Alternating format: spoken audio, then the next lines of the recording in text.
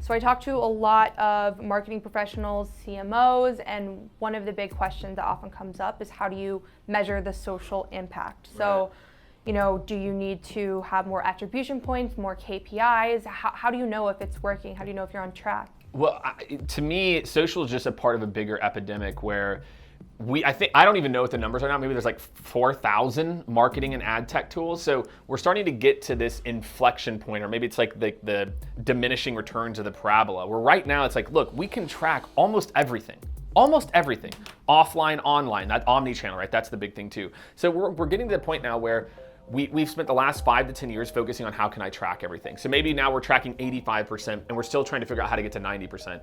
My belief is, especially in B2B, is that we need to potentially, if we're gonna really drive more, maybe it's not about tracking, maybe it's about being more creative.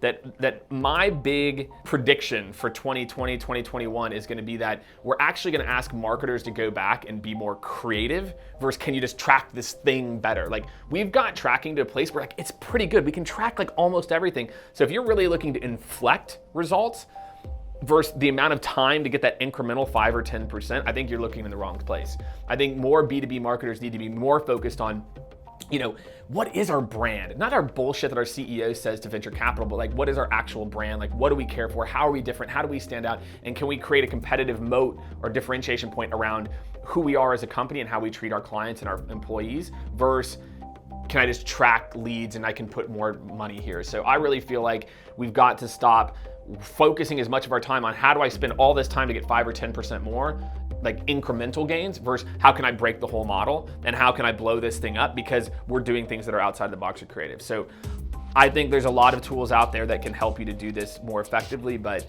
I don't think that's where you're going to find the big gains in the future. I think it's going to be in brand. I think it's going to be creativity. I think we're going to see more and more B2C come to B2B. So those analytics tools can help, but you can't necessarily rely on them to be your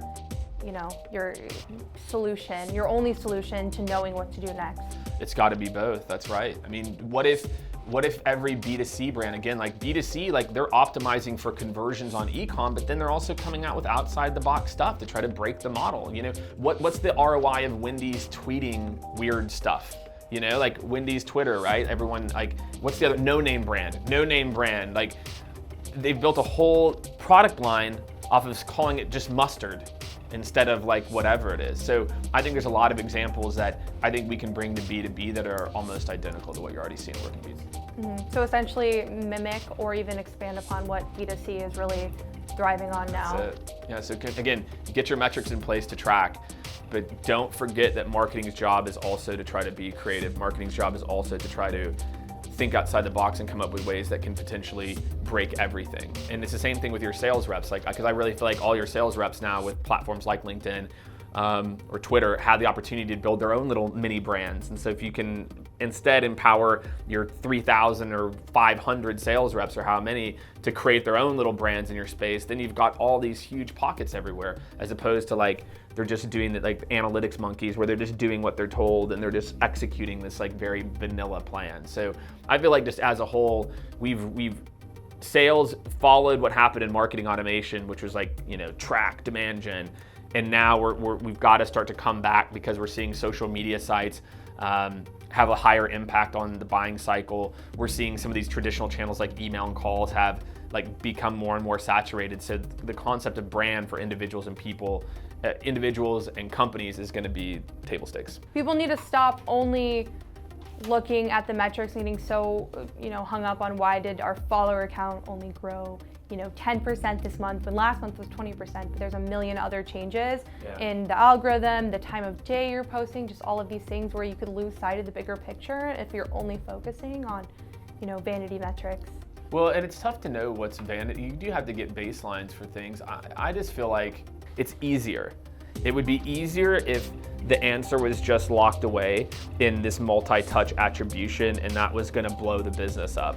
That would be easy because then I'd just be looking at numbers, I'd pull this little lever. Telling someone to be more creative is not easy. Or saying like, hey, we need to think outside the box, we've got to break this. That is not easy. It's way easier for marketers and for sales leaders to instead go back to like very tactical metrics-based things. Yeah, absolutely. Yeah, that's great advice to take into 2020.